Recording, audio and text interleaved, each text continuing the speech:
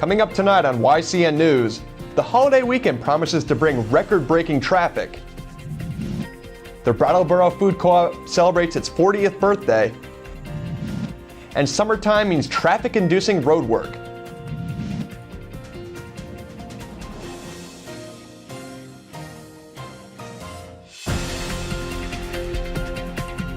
Now, your daily digest of the Dartmouth Lake Sunapee region, southern Vermont, and Windsor County. News, sports, weather, and all that is happening in our area. The news on YCN, your local view. Good evening, it's Monday, June 29th. I'm Kurt Weedy, and welcome to YCN News. Holiday travel this week and weekend is expected to be at its greatest in 8 years, AAA reports, with 41.9 million drivers on the road. Gas prices are averaging under $3 a gallon, with $2.79 a gallon, making it a lot easier to fill up the full tank. A year ago, the average gallon of regular gas cost $3.66. Check out the AAA website for more travel-related information at AAA.com. And with that high traffic, whether by air, road, radar, or airplane, expect law enforcement to be on the alert throughout New England for the 4th of July holiday. Patrols along all major highways by state and local police will monitor roads for speeding, distracted, or reckless drivers. These include I-89, 91, 93, 95, and 495. A reminder for New Hampshire drivers and visitors driving in the Granite State on any road is the new law regarding texting or holding onto a phone plus a steering wheel. In one word, don't. Meanwhile, for the first time in nearly 3 weeks, residents of upstate New York and bordering northern Vermont and Canada may feel much safer. Both convicts who escaped from the Dannemora prison in upstate New York have met their fate. The older of the two inmates, 49-year-old Richard Matt, was shot and killed Friday afternoon by a U.S. Customs and Border Patrol officer in northern New York. Yesterday afternoon, 35-year-old David Sweat was shot and captured by a New York trooper a few miles from the Canadian border. Well, turning to southern Vermont news, an idea and a business launched by one man and his supporters 40 years ago continues to define Brattleboro. YCN's Lisa Connell explains. Outside the Brattleboro Food Co-op on Saturday, all appeared as expected. Shoppers came and went. Traffic along Main and Canal Streets was steady. What made this Saturday different for General Manager Alex Jury, though, was the number of times shoppers came up to him and congratulated him for his work, and thanked him, too. The co-op will now be managed by Sabine Rhine because Jury is now retired. After 40 years, he is now retired. Taking some time out, he talked to YCN News about the co-op itself.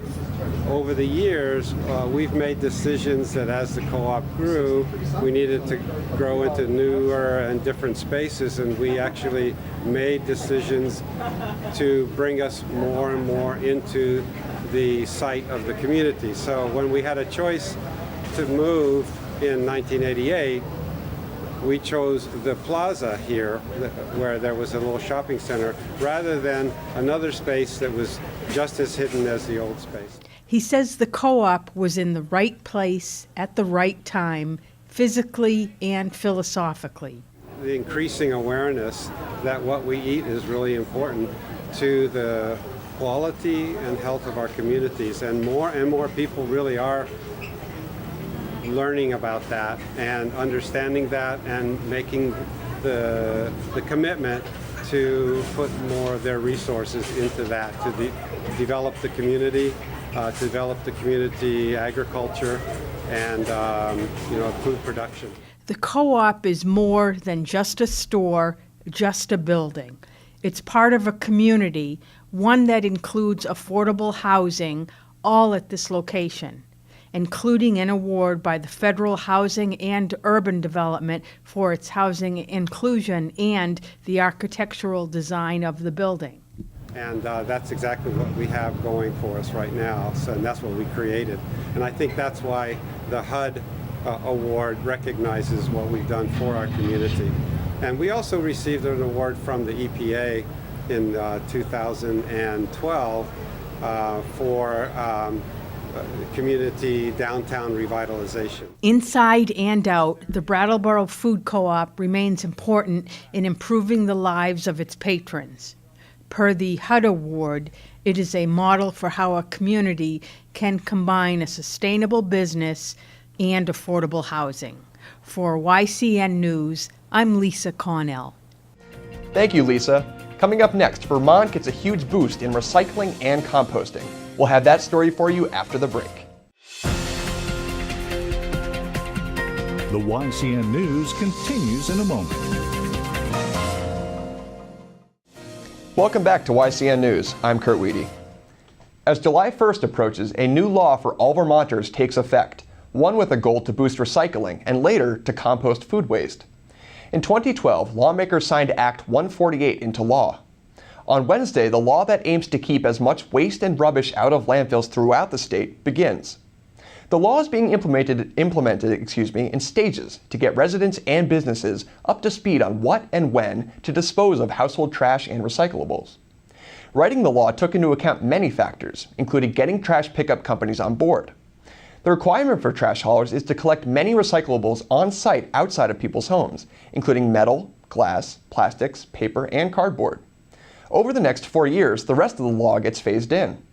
On July 1st, 2016, leaf and yard debris plus clean wood must be ready for pickup. Food scraps and mandatory composting takes effect on July 1st, 2020. Vermont's Agency of Natural Resources website explains the law in detail at the digital address shown below. Well, if the weather's getting warmer, road work might be scheduled, and that's especially true in the town of Newport, New Hampshire. Motorists and pedestrians may see traffic tie-ups beginning Monday, July 13th in the downtown. Crews from the New Hampshire Department of Transportation will replace a drainage line on the west side of Main Street, the Eagle Times reports. About 800 feet of old storm drains and related pipes will be dug up and replaced. Work will be done between 6 a.m. and 6 p.m. There is no estimation on how long the repairs will take. DOT engineer Doug King told the town select board early this month that it would be a long and arduous process. And in southwestern New Hampshire, the DOT is preparing to make repairs to the Westminster Bridge, the bridge that carries Route 123 over the Connecticut River. Repairs will involve the bridge deck and affect traffic and travel from Walpole, New Hampshire to Westminster, Vermont. A meeting for the public regarding this work is set for 5 p.m. Thursday, July 9th at the Walpole town offices. Staying with New Hampshire news, the work to craft a budget that the governor will sign continues. With the fiscal year 2016 to 2017 budget vetoed last week by Governor Maggie Hassan, it's back to the work table for lawmakers. Tomorrow, members of the Senate Finance Committee will meet. Among that panel is State Senator from District 8, Jerry Little. A plan is in place to handle any emergency spending requests, the Associated Press reports. YCN will bring you budget developments as they happen, and be sure to catch our interview with Jerry Little on Capitol Connections airing this Friday at 6 p.m. Well, after the break, Kearsarge Chronicles' Carter Bascom sat down with Allison Coy of Alley Oops Flowers and Gifts. We'll have that conversation for you when YCN News continues. The YCN News continues in a moment. Welcome back to YCN News. I'm Mike Pizzone. Well, it was kind of a gloomy way to start the work week, but it looks like there's at least some sun on the way in the coming days. We shouldn't see any more rain as we approach sunset, but skies will remain mostly cloudy with a low of 54 degrees.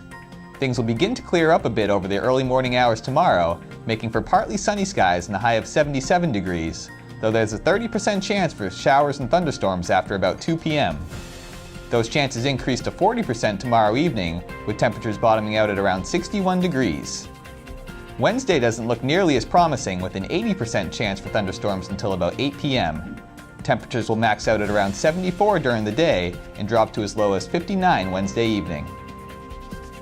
Now let's take a look at our community calendar to see what's happening in the area. A seniors game night will be held tomorrow from 6 to 9 p.m. at the Claremont Senior Center off Maple Avenue in Claremont, New Hampshire. The event is for anyone ages 50 or older, whether they're a member of the Senior Center or not. Call the number on the screen to find out more. The Lake Sunapee Region VNA and Hospice will host a free blood pressure and glucose clinic on Wednesday from 11 a.m. to 1 p.m. at the Rite Aid on South Main Street in Newport, New Hampshire.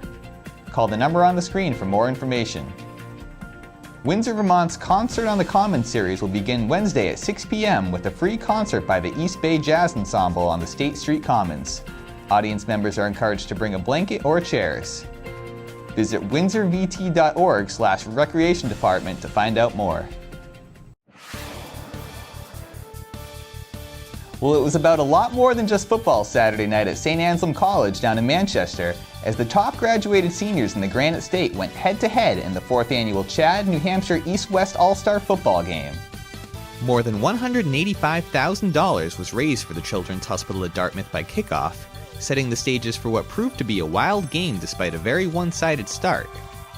Area athletes were well represented on the West team, with Lebanon's Cam Broughton, Hanover's Jack Cavallero, Kearsarge's Joe Morello, and Newport's Zach Whalen all being selected for the prestigious honor after stellar senior seasons.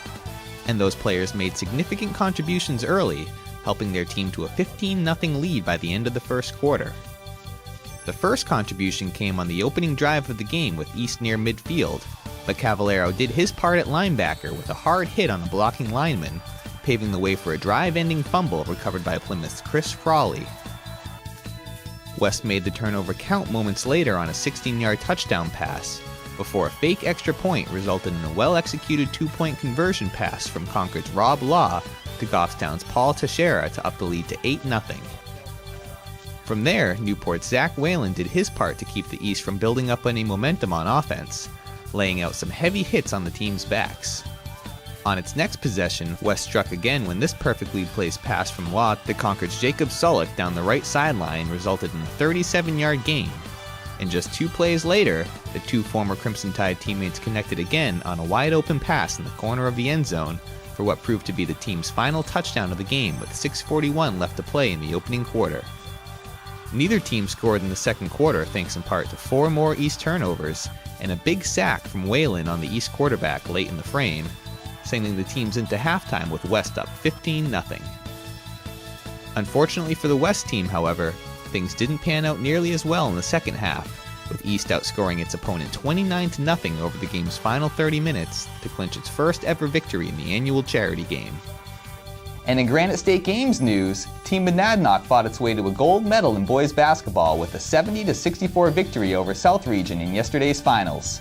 Sunapee's Matt Tenney was named tournament MVP after helping his team overcome a 5-point deficit in the finals with 9 straight points with help from a pair of 3-pointers. Tenney tied Lebanon's KJ Maddie with a team-high 13 points. That does it for YCN Sports. I'm Mike Pizzone. Okay, Mike, thank you. Coming up next, Capital Connections host John O'Connor spoke with New Hampshire Representative Neil Kirk of the House Finance Committee and spoke about the budget and Medicaid, among other things. Stay tuned after the break for that interview. The YCN News continues in a moment.